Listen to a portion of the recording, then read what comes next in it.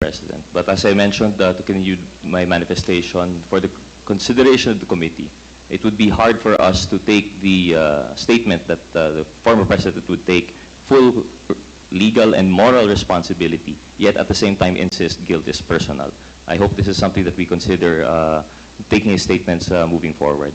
And I think, Mr. President, that's a principle of law kasi.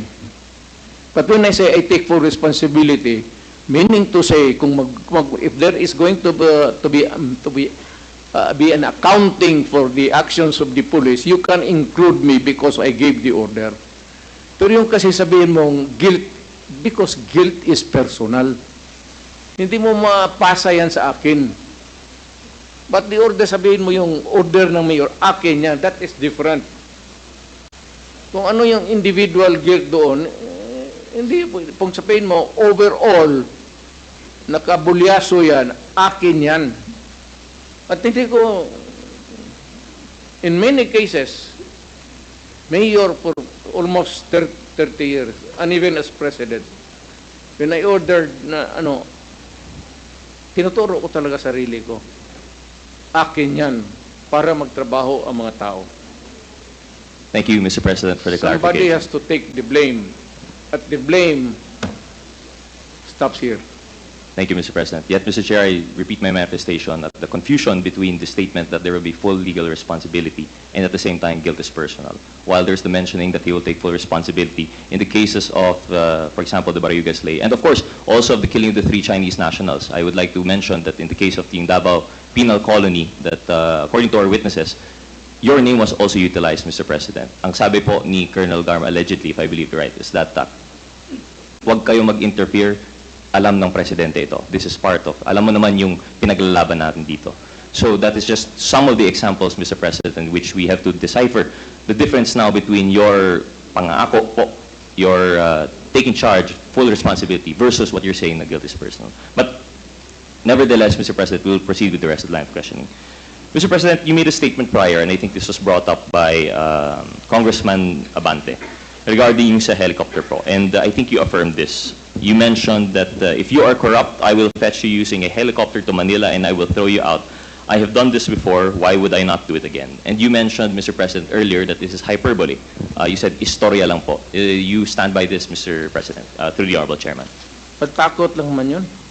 Patakot. And at this time, this was at a formal event po, no? You made this statement while you were already President. Was that correct? Yes. And you would often make use of hyperbole and istorya na panakot, whether it's in a speech, whether it's a media press conference, and you would choose there's no distinction between formal and informal events in your utilization of such stories. Yes. Thank you, Mr. Chair. Mr. President, with that said, how do we reconcile sometimes that you would say, and I think just a manifestation, there were some mentioning of the previous administration that actually the job of the presidential spokesperson was the presidential translator. Minsan po, there had to be a distinction when you were joking or not.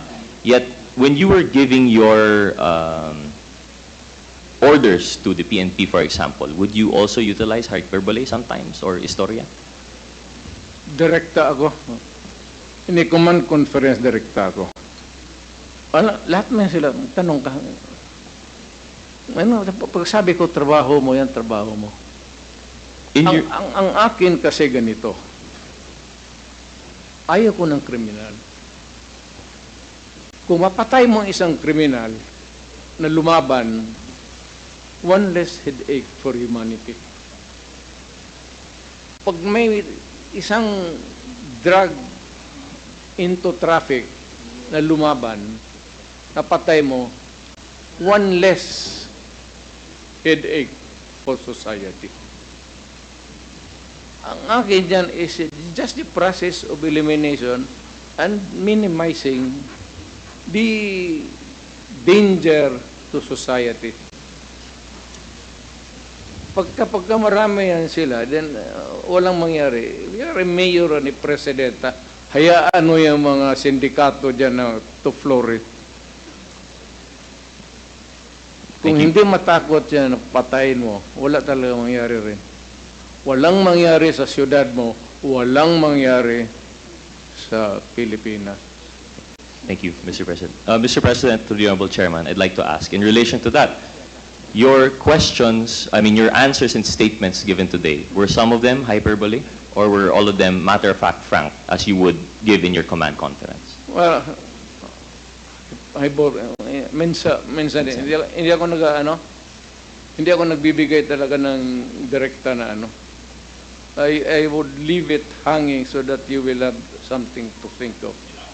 Well, Mr. President... Wala kasing tao mag-say na ako ang pumatay ni Rizal. I and I alone. Walang gagong tao na ganyan. You just, you play with words. But when you are in government and you are there in the performance of duty to keep your city or to keep your country at least safe sa mga tao against the criminals, you have now the dilemma of whether or not to side with the innocent people and maybe victims or itong mga criminals. I have no second thoughts. Wala akong duda kung saan ako pupunta. Dito ako pupunta sa tao, kaya maganda ang syudad ko when I became mayor. Maganda ang Davao.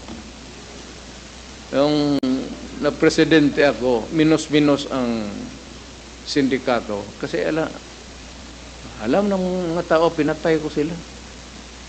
Mr. President, thank you for being candid. And you've just mentioned now that sometimes you admitted, even in this proceedings that we have, that you would mention things that are hyperbole. However, Mr. President, I would like to respectfully remind you, to the Honorable Chairman, that you are under oath. And I think the play on words would have to be at a minimum, because anything that you say here will be taken at its face value. With that said, Mr. President, I'd like to reiterate that reminder with the rest of my following questions. I hope there would be no hyperbole, and I hope that this is made understood. I welcome any accusations in court in connection with this and other proceedings which I gave the same statement.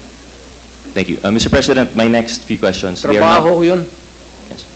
Trabaho ko yun. My line of questioning will not be accusations. Actually, I will just be asking you about statements that you've made earlier to confirm whether or not they were hyperbole and the facts surrounding the same. So with that, I'll be proceeding, Mr. Chairman. Mr. President, earlier, Chairman Dan Fernandez had this question, and you affirmed that when you were mayor, you would go around in your motorcycle and you would be looking for trouble, literally looking for these criminals. And you mentioned that sometimes you would find them and you would kill them. Was that hyperbole, Mr. President? Not necessarily. Yung encuentro lang.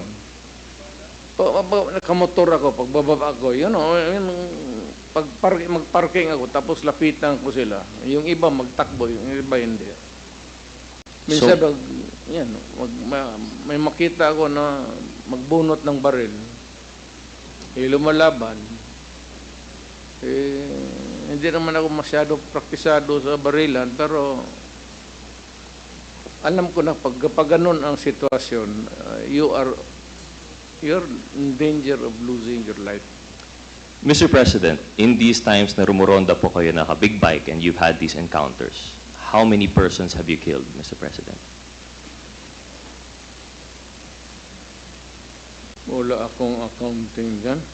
With no hyperbole, Mr. President, would you know? Wala talaga akong maybe 3-4, gano'n. Yung direct talaga na encuentro. 3/4 of what po, Mr. President? Again? You mentioned 3/4 or 3 or 4? Hindi, ibig sabihin ko, iba-ibang situation. But I mean, how many have you killed, Mr. President, in these situations? 3 or 4, something like that. 3 or 4 incidents. And in these 3 or 4 incidents, Mr. President, were they all caught in flagrante delicto? Meaning they were in commission of the crime? I would never kill an innocent. Hindi ako gago magbaril ng tao. Sabi mo nakatali, yung extrajudicial killing niya, sabi mo na nakapusas tapos barilin.